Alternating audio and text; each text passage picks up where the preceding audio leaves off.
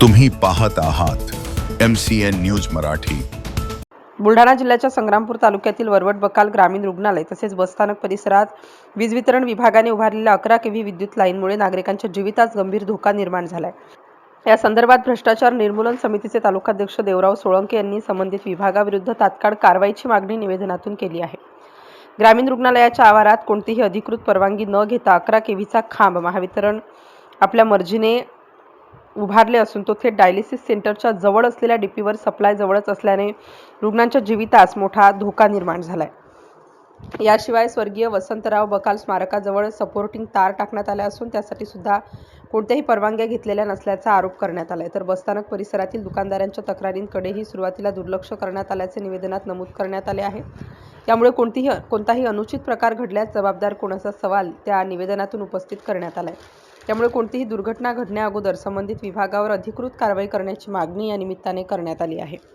MCN news मराठीकरिता रवींद्र शिरस्कार, वरवट बकाल।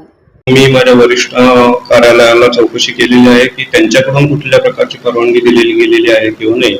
मान्य जिल्हा शल्य चिकित्सक डॉक्टर बिराजदार सरांशी माझं बोलणं झालेलं आहे आणि त्यानुसार आणि या भ्रष्टाचार निर्मूलन समितीने दिलेल्या पत्रानुसार शिवाय वरवट बकाल येथील काही ग्रामस्थही भेटलेले आहेत मला काल आणि त्या अनुषंगाने मी कार्यकारी अभियंता विद्युत वितरण संग्रामपूर यांना कालच एक पत्र दिलेलं आहे की हे कोणाच्या आदेशाने आणि कोणाच्या संमतीनं हे केलेलं आहे याची मी माहिती विद्युत वितरण विभागालाच मागितलेली आहे। त्याची प्रत मी मान्य जिल्हा शल्य चिकित्सक आणि पोलीस निरीक्षक पोलीस स्टेशन तांबा यांनाही दिलेली आहे।